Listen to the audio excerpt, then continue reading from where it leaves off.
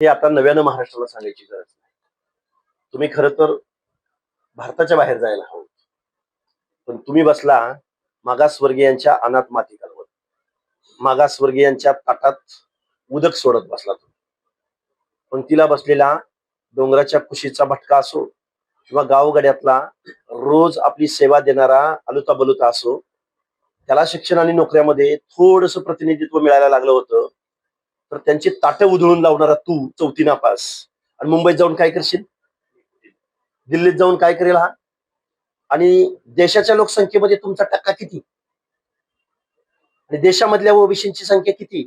त्यामुळे मंडल आयोगाला चॅलेंज करेन, अमुक करेन, अमुक करेन. तुला रिझर्वेशनचं स्पेलिंग लिहिता येते का बघ अगोदर, आणि मग मोठ्या मोठ्या बाता मार. आता इथं आम्ही गावगाड्यात, तुझा तिकडच जा, दिल्लीलाच जा,